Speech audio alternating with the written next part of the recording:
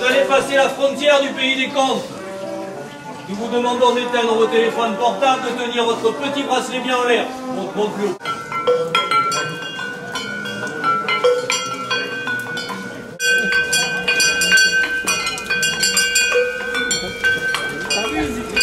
Un chat.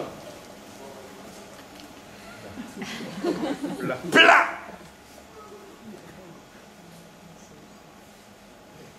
Plat. Vous êtes tous de Picardie, là, ou...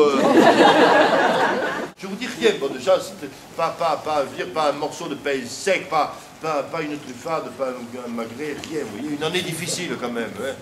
Alors, comme il n'a plus rien à manger, il prend toutes ses économies et il s'en va voir le rapateur.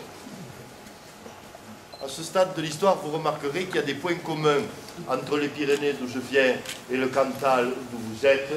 C'est que quand on n'a plus rien à manger, mais rien, on a encore des économies. Je ne dis pas qu'il n'a pas essayé d'y mettre quelques murettes, mais tu parles, il y trouve des roches, vous dis-je. Alors, on lui prendre son champ, absolument pas des haricots crêpes. Faites pas semblant d'avoir compris.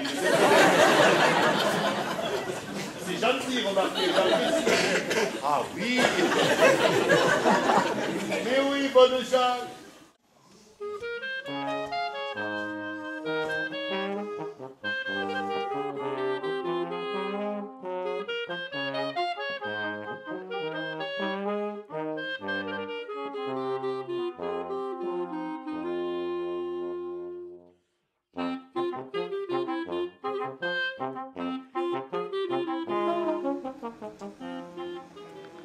Quand il a eu bien mangé, il avait le ventre bien rempli comme ça.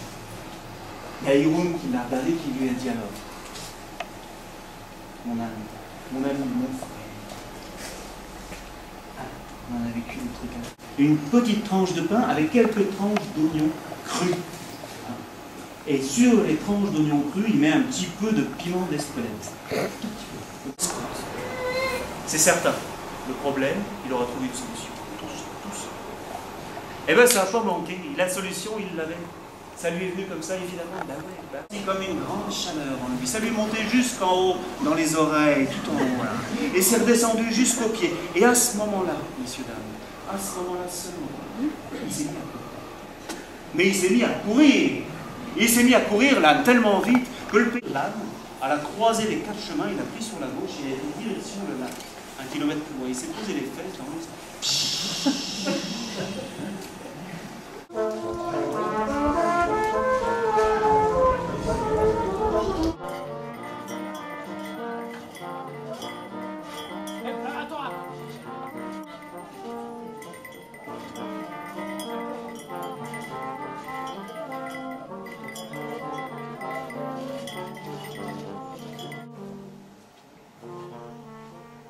Cette histoire, elle commence là, dans la maison.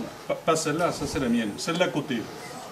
La maison à côté, il y a, avant la Grande Révolution, dans les années 1700, dans la maison à côté vivait la famille Roquesalane, ou Roquesolane, pas trop. En occitan, on disait Récocholone. Dans cette famille, c'est une belle famille. Il y avait Léon, la Fanette et leurs 4 enfants.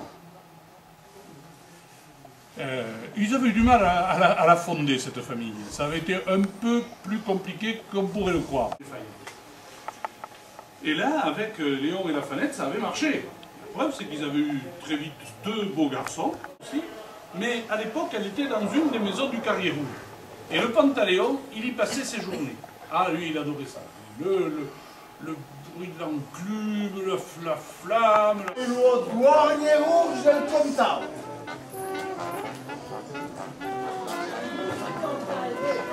Voilà.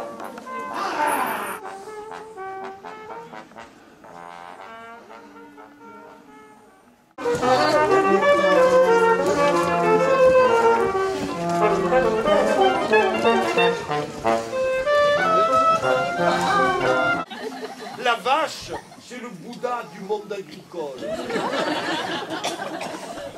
Le mouton, s'il y en a un qui prend le chemin, tous les autres suivent.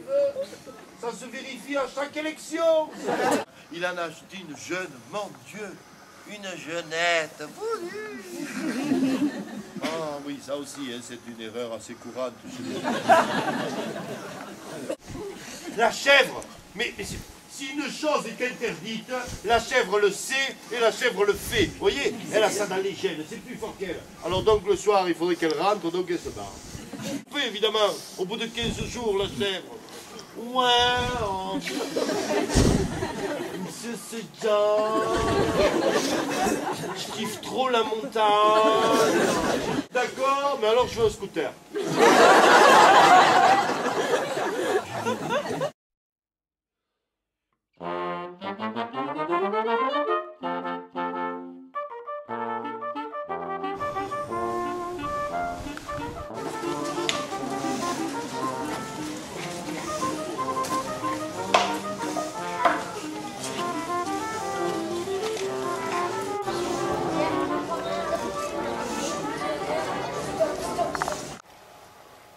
Et cette fille, elle habitait là-haut, dans sa cabane, avec son chien, la Pomponnette. Un chien de la race des bâtards, on pourrait dire aussi un miracle de la génétique. Cette fille a dû pactiser avec le diable, et elle utilise ses fromages pour dévergonder nos hommes.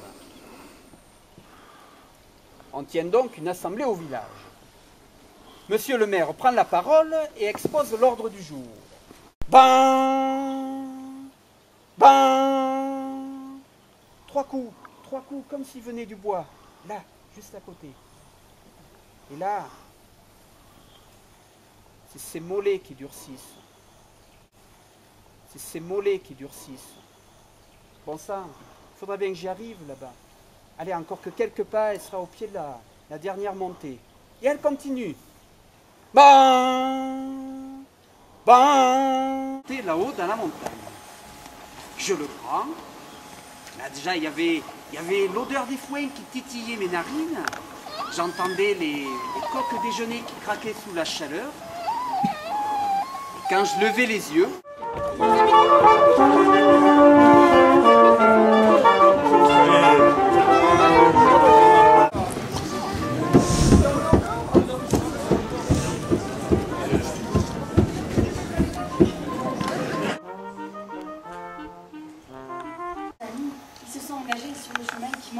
là-haut, en haut du Puy-Vieux.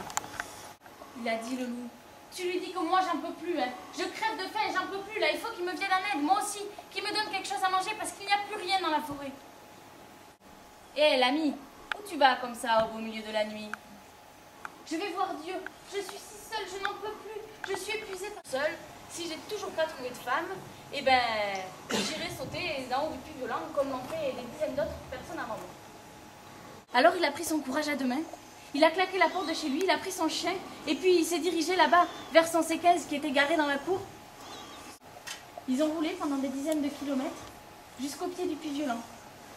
Le tonnerre, il a garé son séquence, il a claqué la porte, il a fait descendre le chien, et puis nos deux amis, ils se sont engagés sur le petit sentier qui monte au sommet. Ce sentier, le tonnerre, il l'avait déjà emprunté une bonne dizaine de fois quand il était un peu plus jeune.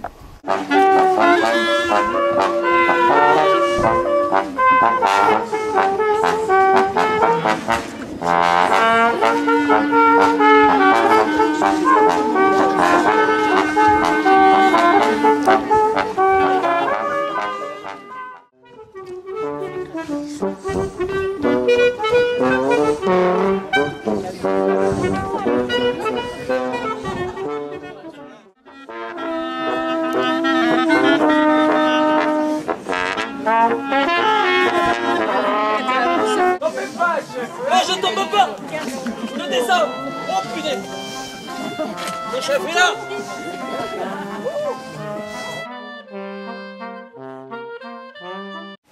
Tout simplement, le fait que j'ai toujours rêvé de voir l'Espagne. Mais t'avais qu'à y aller. D'accord. Allez, passe, connard! La mer des montagnes, bonnes gens, la mer de nuages. La mer de nuages.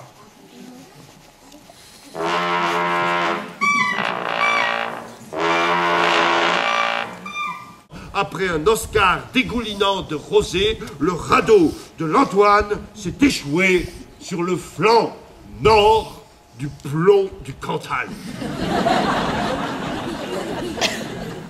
J'ai vu là-bas, sur l'horizon brumeux dessiné par la main du berger des nuages, j'ai vu se dresser enfin les sierras espagnoles qui en deviennent de sang à force d'être ocre, ce pays où le vin est si fruité qu'il en cesse d'être vin.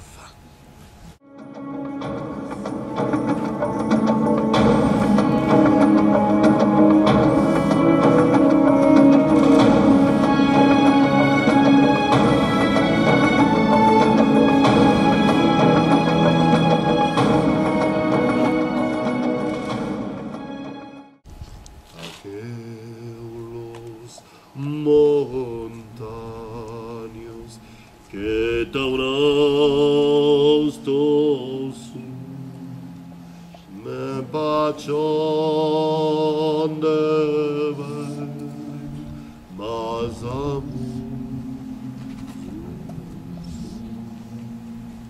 se canto que cantos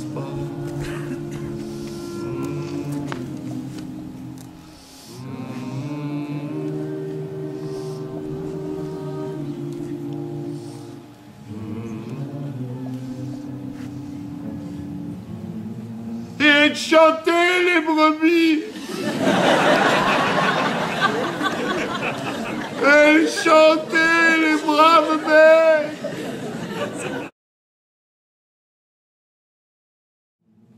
Et de chanter les brebis. Et chanter les braves bêtes.